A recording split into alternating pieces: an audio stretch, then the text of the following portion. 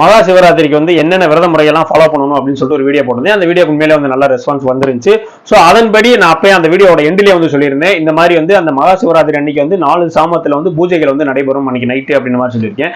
So அதில் என்னென்ன பூஜைகள்லாம் நடைபெறும், எந்தெந்த டைம்லலாம் நடைபெறும், அந்த டயத்தில் என்னென்ன மாதிரியான விஷயங்கள்லாம் வந்து இருக்கும் அப்படின்ற மாதிரியான எல்லா விஷயங்களுமே இந்த வீடியோவில் வந்து நான் சொல்ல போகிறேன். இது மொத்தமே வந்து பார்த்தீங்கன்னா ஒரு 4 சாம பூஜையா வந்து தான் வந்து நைட் வந்து நடக்குது.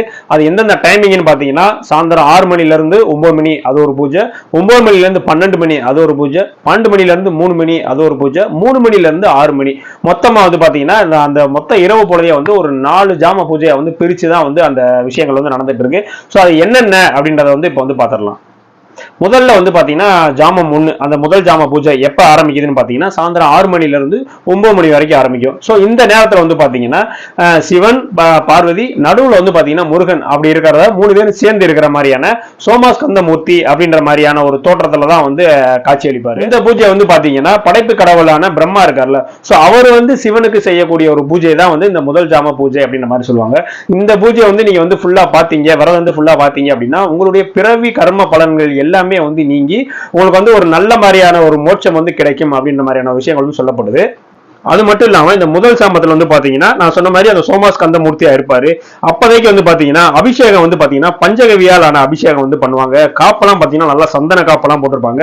அந்த தீபம் வந்து பாத்தீங்கன்னா நல்லெண்ணெய் வச்சுதான் வந்து அன்னைக்கு வந்து தீபம் ஏற்றுவாங்க. அந்த முதல் சாமத்துக்கு வந்து பாத்தீங்கன்னா நல்லெண்ணெய் வச்சுதான் வந்து தீபம் ஏற்றுவாங்க.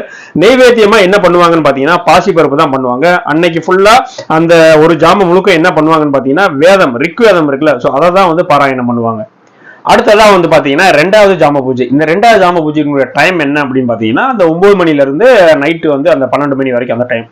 சோ இந்த பூஜை வந்து யார் செய்யறாங்க அப்படின்னு பார்த்தா ஆக்சுவலா வந்து இந்த பூஜை வந்து விஷ்ணு வந்து சிவனுக்கு செய்யக்கூடிய பூஜை தான் வந்து இந்த 2ஆம் ஜாம பூஜை அப்படின்னு மாதிரி சொல்லுவாங்க. இந்த பூஜையை வந்து நீங்க விரதம் இருந்து இந்த பூஜையை வந்து நீங்க அட்டன் பண்ணீங்க அப்படின்னா உங்களுடைய கடன் பிரச்சனைகள் எல்லாமே வந்து நீங்கிரும். எந்த மாதிரியான அந்த கடன் தொந்தரவுகள், தொல்லைகள், அந்த மாதிரியான எந்த பிரச்சனையுமே வந்து இருக்காது அப்படின்ற மாதிரியான விஷயங்கள் வந்து சொல்லப்படுது. ஸோ ஓகே, அப்ப இந்த 2ஆம் ஜாம பூஜையில வந்து அவர் என்ன மாதிரியான ஒரு இதுல வந்து கோலத்துல இருப்பாரு அப்படின்னு பாத்தீங்கன்னா அவர் வந்து தட்சிணாமூர்த்தி அப்படின்ற ஒரு மாதிரியான ஒரு உருவத்துல தான் வந்து இருப்பாரு. ஸோ அப்ப என்னென்ன அபிஷேகங்கள் அதெல்லாம் வருதுன்றதை இப்ப நான் சொல்லிடுறேன்.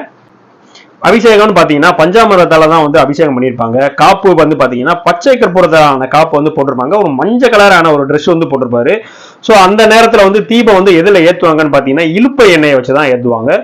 நெய்வேத்தியம் வந்து பாத்தீங்கன்னா பாயாசம் வந்து தரப்படும். வேதம் வந்து பாத்தீங்கன்னா யஜுர் வேதத்தை தான் வந்து அந்த 2ஆம் ஜாமத்துல வந்து பாராயணம் பண்ணிட்டு இருப்பாங்க. அடுத்ததான் வந்து பாத்தீங்கன்னா 3ஆம் சாம பூஜை. இந்த 3ஆம் சாம பூஜை வந்து டைம் வந்து பாத்தீங்கன்னா நைட்டு 12 மணில இருந்து 3 மணி வரைக்கும் அந்த நள்ளிரவு டயத்துல விடியற் காலைக்கு இடையில வந்து இந்த பூஜை வந்து நடக்குது. ஸோ இந்த பூஜை வந்து யார் பண்ணுவாங்க அப்படின்னு பாத்தீங்கன்னா சக்தியான அந்த அம்மா இருக்காங்களா, பார்வதி அம்மா, அவங்க வந்து சிவனுக்கு செய்யக்கூடிய பூஜை தான் வந்து இந்த 3வது பூஜைன்னு சொல்லுவாங்க. ஸோ இந்த நேரத்துல வந்து சிவன் வந்து எந்த மாதிரி காட்சி அளிப்பாருன்னு பாத்தீங்கன்னா லிங்கோத்பவரா வந்து காட்சி அளிப்பாரு. நீங்க சிவன் கோயிலுக்கு போயிருந்தீங்க அப்படின்னா அந்த கருவறையினுடைய பேக் சைடு போய் பாத்தீங்கன்னா லிங்கோத்பவர் அப்படின்ற மாதிரியான ஒரு சிலை வந்து வச்சிருப்பாங்க.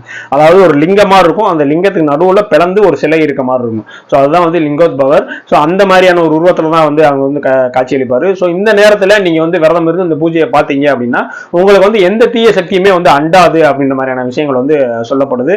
ஏன்னா இந்த லிங்கோத்பவர் அப்படின்றதுக்கு வந்து மிகப்பெரிய ஒரு சின்ன கதையே வந்து இருக்கு. ஏன்னா பிரம்மாவுக்கும் விஷ்ணுவுக்கும் வந்து ஒரு சின்ன சண்டையாகி யார் வந்து சிவனுடைய அடியும் முடியும் வந்து, அதாவது அவருடைய பாதமும் அவருடைய தலையை வந்து யார் பாக்குறாங்க அப்படின்ற மாதிரியான ஒரு காம்படிஷன் வந்து ஏற்படுது. ஸோ அப்போ வந்து பாத்தீங்கன்னா வந்து பிரம்மா வந்து ஒரு அன்னப்பறவையை வந்து உருவம் எடுத்து மேல அவருடைய தலையை வந்து காண போறாரு.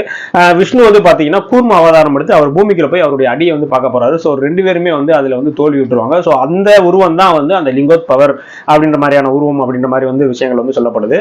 சோ இந்த லிங்கோத்பவர் இந்த 3ஆம் ஜாமத்துல வந்து அவருக்கு வந்து பாத்தீங்கன்னா தேனால வந்து அபிஷேகம் வந்து பண்ணுவாங்க. அகில் காப்பெல்லாம் வந்து போட்டிருப்பாங்க. வெள்ளை கலர்ல வந்து ஒரு ட்ரெஸ் வந்து அவர் வந்து போட்டிருப்பாரு.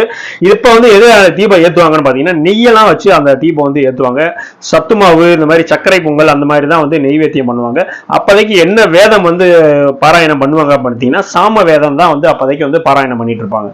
அடுத்த 4வதா வந்து என்ன பூஜை அப்படின்னு பாத்தீங்கன்னா அதான் அடுத்த 4வதா வந்து பாத்தீங்கன்னா 3 மணில இருந்து காலையில 6 மணி வரைக்கும் 4ஆம் சாம பூஜை. சோ இந்த நேரத்துல வந்து பாத்தீங்கன்னா உலகத்துல இருக்கிற எல்லா ஜீவராசிங்க எறும்புல இருந்து எல்லாருமே வந்து சிவனை நோக்கி வந்து செய்யக்கூடிய அந்த ஒரு பூஜை தான் வந்து இந்த 4ஆம் சாம பூஜை அப்படின்ற மாதிரி சொல்லுவாங்க. இந்த பூஜையில நீங்க கலந்துக்கிட்டீங்க அப்படின்னா முதல் 3 பூஜையில கிடைக்கக்கூடிய எல்லா பலன்களுமே வந்து இந்த ஒரு பூஜையில வந்து கிடைச்சிடும். ஆனா அதுக்கு ப்ராப்பரான நீங்க விரதம்லாம் இருந்து வந்து ஃபாலோ பண்ணணும் அப்படின்ற மாதிரி விஷயங்களும் வந்து சொல்லப்படுது.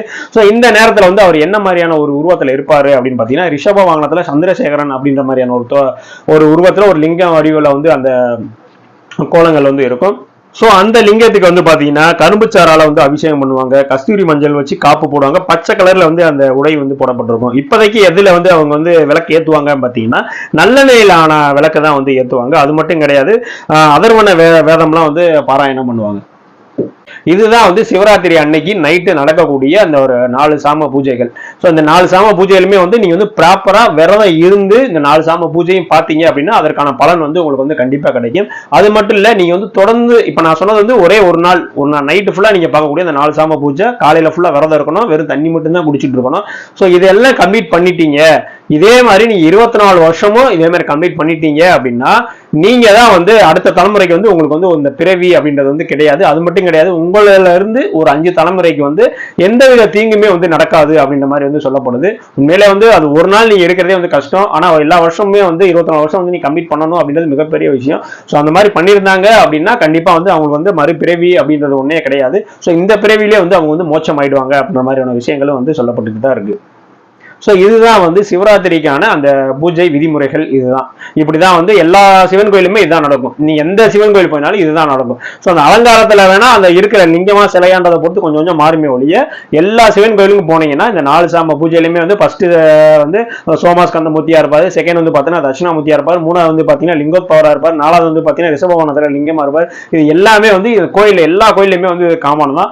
அதே மாதிரி அங்க படைக்கக்கூடிய அந்த சந்தன காப்பாகட்டும், அந்த அபிஷேகமாகட்டும், அந்த விளக்கேற்றக்கூடிய அந்த நெய் எதாகட்டும் எல்லாமே வந்து காமனான விஷயம் தான். ஸோ இது எல்லா விஷயங்களுமே வந்து பாத்தீங்கன்னா மகா சிவராத்திரி கர்ப்பம் அப்படின்ற மாதிரியான ஒரு புக்ல வந்து மறைஞான சம்பந்தர் அப்படின்றவரால் வந்து சொல்லப்பட்டிருக்கு. ஸோ அவர் சொல்லப்பட்ட விதிமுறைகளை தான் வந்து நம்ம இன்னும் வந்து எல்லாருமே வந்து ஃபாலோ பண்ணிட்டு வந்து இருக்கோம். ஸோ இதுதான் வந்து சிவராத்திரி அன்னைக்கு நடக்கக்கூடிய பூஜைகள், அதனுடைய விளக்கங்கள் வந்து இதுதான். ஸோ இந்த வீடியோ பிடிச்சிருந்துச்சு அப்படின்னா கண்டிப்பா வந்து கமெண்ட்ஸ்ல சொல்லுங்க. உங்களுக்கு வேற ஏதாவது ஒரு வீடியோ வேணும், கவிதை வேணும், புக்ஸ் வேணும், அது மாதிரி எதை பத்தின வீடியோ வேணும் அப்படின்னா நீங்க வந்து கமெண்ட்ஸ்ல சொல்லுங்க. எதை பத்தின இன்ஃபர்மேஷன் வேணும்னாலும் கமெண்ட்ஸ்ல சொல்லுங்க. அதுக்கான வீடியோ வந்து கண்டிப்பா கிரியேட் பண்ணி போடுவேன். ஸோ இதே மாதிரியான அடுத்த வீடியோல வந்து சந்திக்கலாம். நன்றி.